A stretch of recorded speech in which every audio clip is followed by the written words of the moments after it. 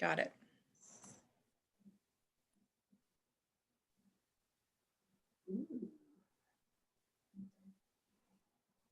Well, good afternoon. I hope everybody is in the festive holiday spirit as we're getting ready for winding down the first semester of a very interesting year. So we're glad all of you were able to join us today. Looks like we've got about 50 people on the call so far and quickly growing. So we'll wait just a couple of minutes as we are allowing more people to get in here. Marilyn, thank you for logging in. If everyone would just kind of let us know who's on the call and where you're from on the chat, that would help us out greatly.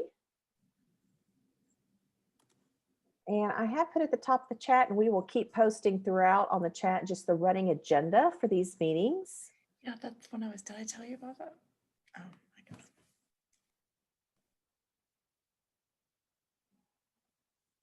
And as always, if you have any questions that you're wanting to get asked, if you'll go ahead and put that in the chat, we will see what we can do about addressing that. And we have some colleagues on the call with us that are going to help monitor that chat for us today, just to make sure that we can get that taken care of. So while we're finishing kind of introducing yourselves in chat, let's introduce ourselves for a moment. I'm Melissa Algram. I'm the Director for Readingsufficiency.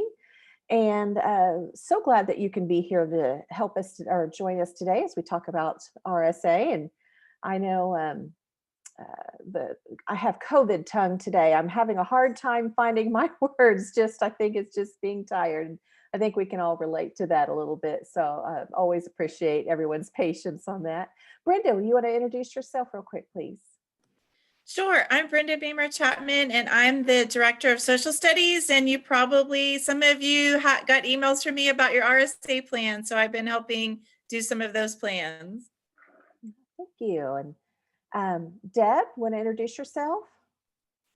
Hi, everyone. I'm Deb Wade. I'm the Director of Elementary English Language Arts.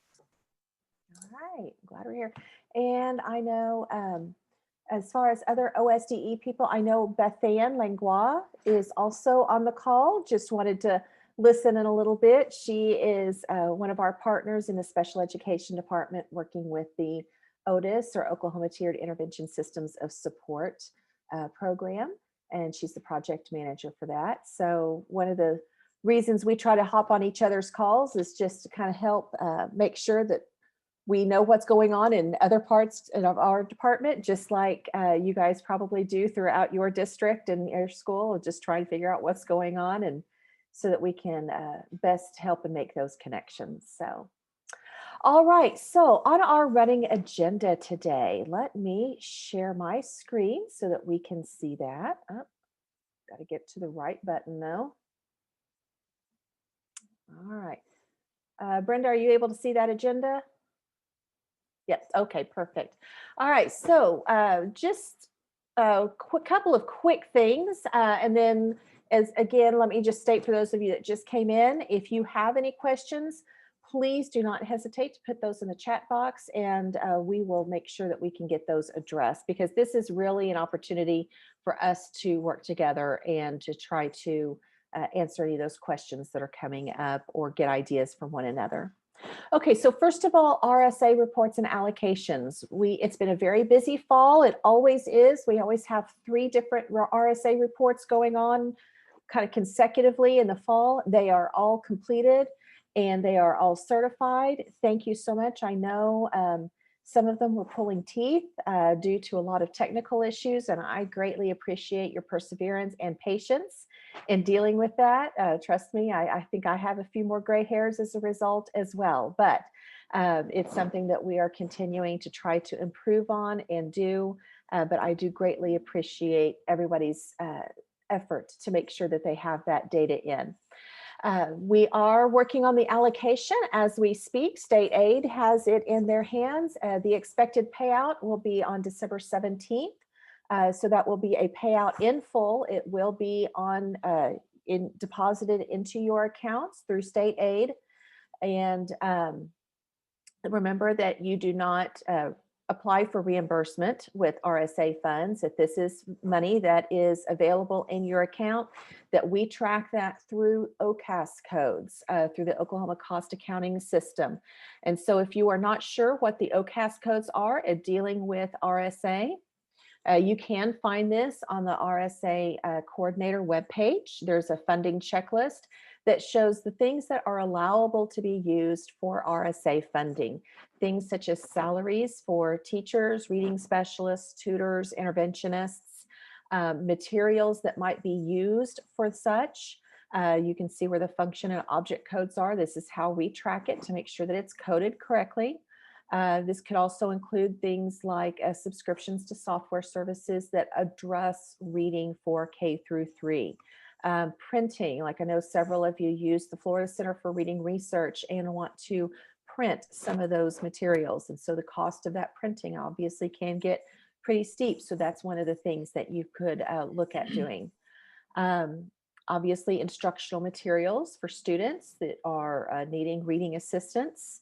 As well as use for purchasing screeners, other books, textbooks, addressing reading. This is not for math textbooks, obviously, this is for reading textbooks, as well as professional development, including the registration fees, travel, and it specifies what can and cannot be paid for as far as travel. You know, again, thinking that one of these days we are going to get to travel again. So registration for training, and then anything costs associated with a summer academy reading program or a summer school paid for with RSA funds.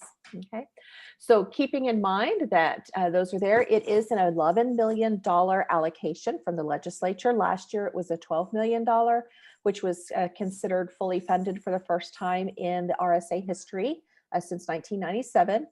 Previously, we've had about $6.5 million associated with RSA. So while they did need to pull back a little bit when they were pulling back this last year to try to make ends meet, they still left us with a significant amount for our RSA funding. I realize it's never quite enough, but it is more than what we've done.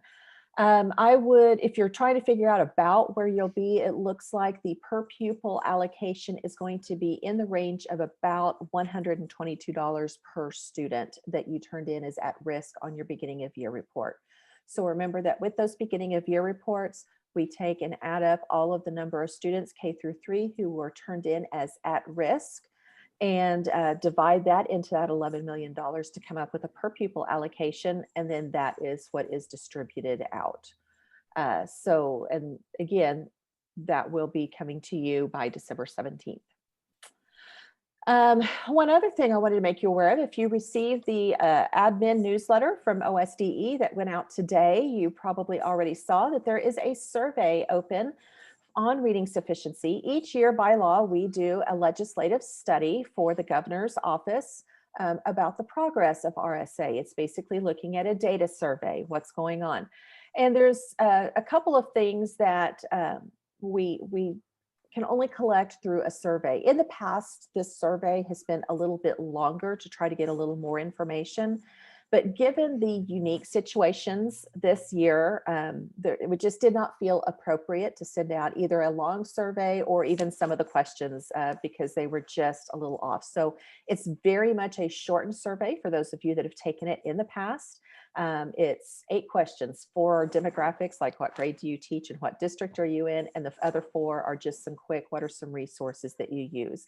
And that will just help us kind of collect some of that things of what are we doing in Oklahoma that might help us understand where we could direct more professional development. Or a lot of times legislators will look at a report such as this to say how our districts, you know, for instance, spending their money, or is there something we need to allocate more funding to, which we always want to say yes. So that's the purpose of that. So if you, obviously, those of you on the call would be able to fill that survey out. It will take you less than 5 minutes. If you can sweet talk your teachers, administrators, instructional coaches, anybody who works with K through 5 in the area of reading, we would greatly appreciate their their feedback on this. And I just glanced, it's been out for about an hour or so. We already have over 100 responses. So, you know, normally we've averaged about 3,000 responses. I'm thinking that's probably going to be a little pie in the sky this year, but I'm hoping that we can get quite a few responses so that we can have an accurate reporting. So, okay, real quick, couple of things that are coming up very relevant for this month. Mid-year screening. I know beginning of year screening was a little bit of heartburn for a lot of us. We had a lot of new things going on as we were struggling with distance learning and how to address some of that. But this year we do also have to do mid-year screening and end-of-year screening. So mid-year screening is coming up. Some districts are choosing to do that this month before the students release for Christmas break. Other districts have chosen to do that in January when you come back. Either is fine. That timeline is set by the district. In our Return to Learn guidance document that was released in August, this is addressed on pages 9 and 10. Just that quick reminder, it is a requirement that all K through 3 students participate in this universal screening. It can be administered online. They can complete this at home. Districts may choose to have students come in. How that is administered is up to the district based on what your local board has deemed as safe and appropriate as far as gathering students, as well as the resources that you have. A couple of things that came up with the beginning of year screening. One, there is still a question in the legal office, and I'm trying to nudge them, but I also know that they also have a lot of other things on their plate too, about the concern of students who suddenly have gone from a very low score to all of a sudden meeting grade level target, but yet their class level work is not showing that either. Does that make them eligible for promotion or not? So that is still kind of an on-hold question. We have not forgotten about it, but it is one that we really do need a legal answer on. And I'm sure that for our legal department, that is one of those of it's not time to consider promotion yet. So they're not stressed about it, even though that's something we deal with all the time. So, but do know that that is still something that is right there on our minds as making sure that we get an answer for you before it becomes necessary. I would like to I've told them we really have to have that answer really by March at the very latest. I'd really like it sooner. Obviously, I'm sure you would too. But the other thing that sometimes came up with the beginning of your screening is that despite all of the best efforts that you might have given, you might have a small handful of students that you just plain could not get to assess. You couldn't either get them to come in, you couldn't get them to log on to do that. When that's the case, just like what we did with the beginning of the year, please document those attempts that you've made, how you've offered that opportunity to the family, and what response, if any, that you've received, or just the fact that you've not received that, and move on about your day. I mean, there's only so much you can do. So our responsibility as a school is to make sure that we have made that opportunity available and that we are ensuring that we've made that effort, but it has to be a two-way effort as well. So just kind of keep that in mind. Don't let that keep you up at night. I know some of you that was really bothering you. And yes, obviously we do want that data as much as possible, but we can only do so much sometimes. Again, if you were in person in the fall, but you've recently moved to distance or remote learning and you're having to give this remote for the first time, remember that the vendors for all 7 of our approved screeners do have online guidance or guidance to be able to administer this online to be able to obtain valid results. And so they do have that on the RSA coordinator page. You can find that. Let me come down here to our technical and remote administration guidance for each one of these. If you'll just click that, you'll find the remote testing guidance right there on the first page. And that again has come straight from the vendor. That's not something that OSDE has created. We just reached out to the vendors and asked them to provide what they were doing to support their product during this very unusual time. Okay, are there any questions that have come up in the chat about funding, mid-year screening, or the survey? There's a couple of questions dealing with Tier 1 recovery, which I notice is next on your list. So when you get done with that, we might have a couple. Okay. We will go to that then. Okay, so Tier 1 recovery.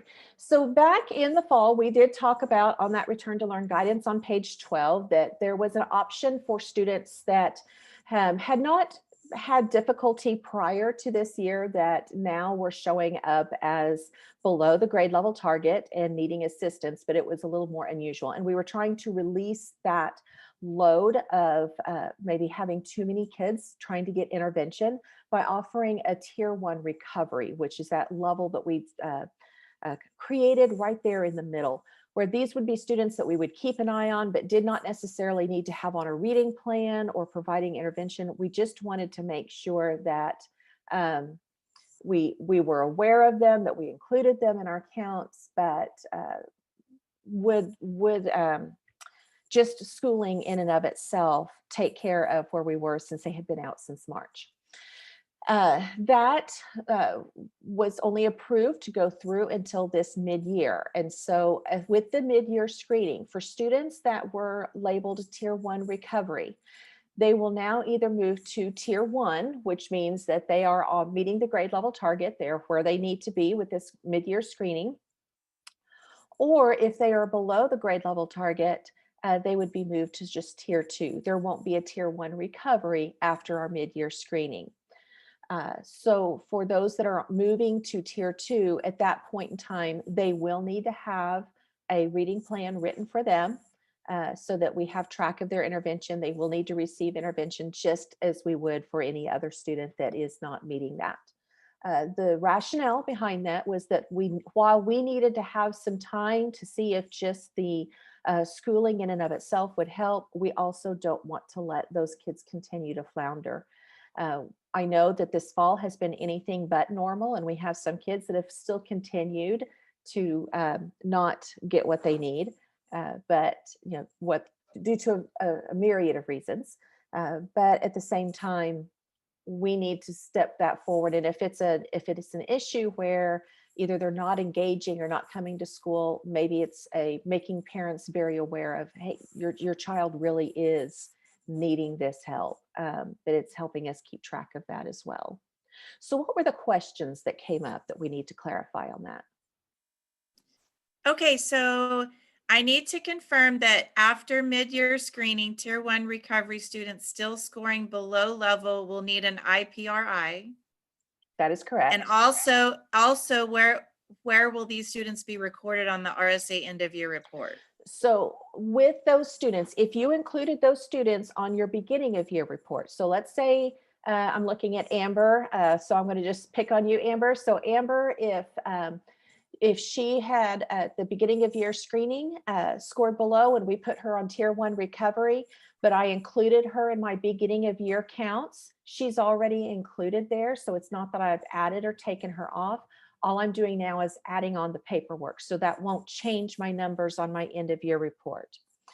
If, however, Amber was on that Tier 1 recovery and I did not include her in those beginning of year counts, then on that end of year report, I would add her and any other students in that situation as adding on to a plan for that end of year count. So remember, on that end of year report, it'll preload our beginning of year data, and it will ask us to identify the number of students that left the school, that are no longer with us, so that somebody transferred to another school.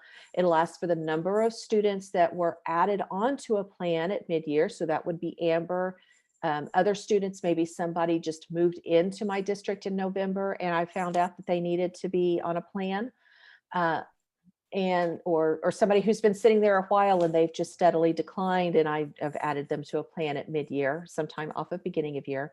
And it will also ask us to say who has completed their plan successfully. So it might be I have Michelle, who has done a fabulous job and made that growth and has now met the grade level targets. Let's say she met it somewhere at the mid-year report, and so she's no longer on a plan. And so those are the three pieces of data that we will gather for that end of year report. Okay. So who's left the school, who's been added onto a plan, so who wasn't flagged at the beginning of year but is now, and then who has completed their plan successfully. They are no longer a concern, and so we're celebrating their success and moving on. And then it will auto-calculate the number of students who are still needing support at that point in time. So those, again, as you're thinking about what you're collecting. What else? I think you've already answered this, but I'll just in case, is Tier 1 recovery plan still a valid level for the spring semester? It is not. So remember, that only was for the fall. And in case you are needing to verify that, it is in this recovery document on page 12. And let's see, I did not put the summary there, but you'll find it says it is only unique for the fall semester, so that after the mid-year screening, it'll either be Tier 1, Tier 2, or Tier 3. And one other question, do we have to report the mid-year assessments to the State Department? The mid-year assessments would be included in that data on the end of year. So there's not a mid-year report. There's a beginning year and end of year report, but the middle of the year data is all collected there at the end of the year. That trying to not have us do report after report after report, but that allows us to get anything captured between the middle of the beginning of the year and towards the end. And the other question you answered, yes, January does count as middle of the year for the screening. Yes. So I think you're good so far. Absolutely. Wonderful. Okay. All right, so a couple of resources I wanted to make you aware of, because we always try to give you a few resources, and we have nothing else to do over the Christmas break, so let's read a few things. Last month, we talked about the IES practice guide for foundational skills to support reading, and there was a first grade teacher's guide that was released by a group called REL Southeast. They're based out of Florida. But this month, they have now released the Kindergarten Teacher's Guide to Supporting Family Involvement in Foundational Reading Skills. I've looked over this. This would be appropriate not only for kindergarten, but really for all of our early childhood grades, K through 2, as far as we're talking about those foundational reading skills and trying to get families involved. So they have some really good ideas that we could absolutely use for some of the other grades beyond just kindergarten. But it is written for a kindergarten teacher's point of view. We also briefly talked last month about the Massachusetts Department of Education, their mass literacy that they had just released. It's such a massive document that I just wanted to put that out there one more time this month to be able to make sure that you were aware of it. They have done a fabulous job talking about the different components of core literacy, the skills for early reading, and even looking at a multi-tiered systems of support, which is what the RSA is set up to signify as well. So, and then also there is a webinar by Dr. Tracy Whedon. She is the CEO of Lexia. And she has done one on talking about literacy as the civil right of the 21st century, which was a very informative webinar that would really help as we're really talking about how to address that achievement gap that we are seeing get larger and larger and larger this year. That is some things to be concerned about of what can we do to be thinking proactively about what are we going to do to help make sure that all of our students have that opportunity to learn to read.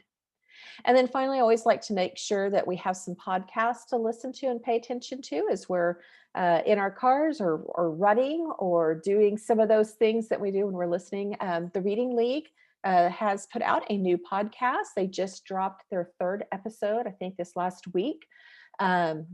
The Science of Reading, the podcast, is also a very good one. They've been out for about a year and a half now and have put out some really good different episodes on on various different parts of reading, dealing with fluency, dealing with how to deal with sight words, and how to address phonemic awareness and phonics comprehension strategies.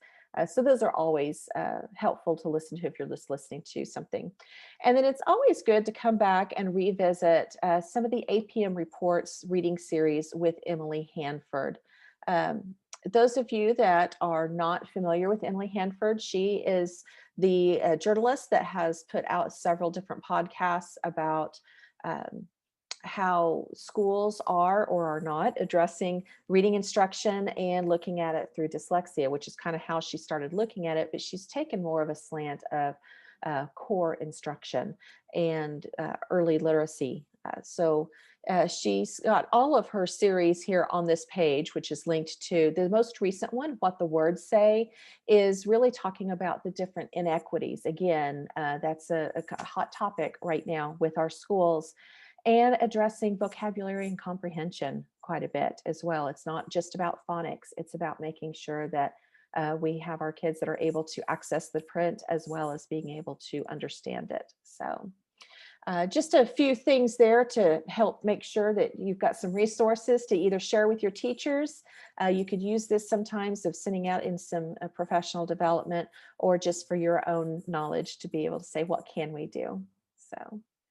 So what are some other questions? Because, you know, it's 2:30 and we've got a little longer if we'd like to take that time, although I know we always are welcome to have time back. But are there other questions that are pressing, or things that anybody wants just to ask the group for some ideas for how to deal with?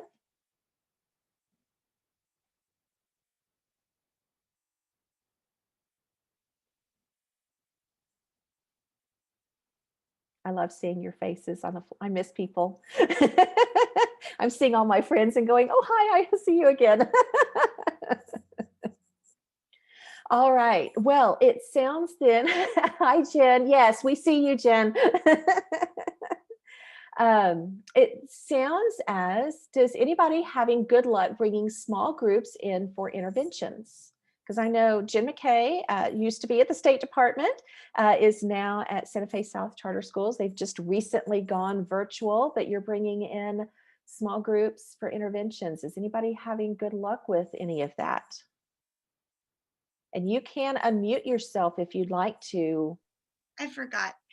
I just wondered, we are virtual until January, and then just depending on what our county code is, we'll see what happens then. But I just wondered if anyone was having absolutely anything at all that they, a trick up their sleeve that they would be willing to share. I would be so willing to take your idea and run with it. Anybody have any great ideas? Taking stock in Skittles, perhaps? Yeah, we are talking about littles.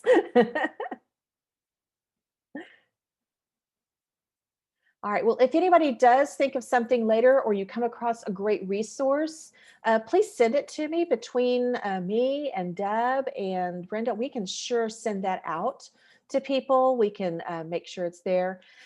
I also saw that Diane was asking, you saw in Stillwater a huge drop in RSA funding. A lot of our districts have seen that drop. We have had kind of a shifting of where our students are enrolled and where they are going. So that money has shifted as well, since this money is attached to students. And so, yes, I do think that it's kind of varied depending on how much money you've received in the past. But last year, you probably got about $15 more per student. And so, but if you've had a drop in enrollment, which many of our districts have seen drops in enrollment, that did have an effect, as well as I know some of you were struggling with the problem of accurate test scores there as well too. So, but yes, I do know that that's an issue for several of you. All right, anything else? Okay, well, I hope everyone has a wonderful and safe holiday. that you have been able to find something that you were thankful for, and that you are able to find ways to celebrate with the people around you that you love. I know I've got my teenager busy working on a family trivia Kahoots so that we can get online and play a game together when we have our family celebration, all from the safety of our homes. So, but we do miss seeing one another. We are hoping that we can get back together very soon in person, because we are going to have a massive party and talk about all things literacy, because that's what we like to talk about. If you don't like to talk about it, I'll talk about other things with you if you really want, but all right. So if there's any other questions, please feel free to hang around and we will see what we can do. But otherwise, all of you stay safe and stay healthy. And thank you for everything that you're doing for our kids and our teachers and our schools.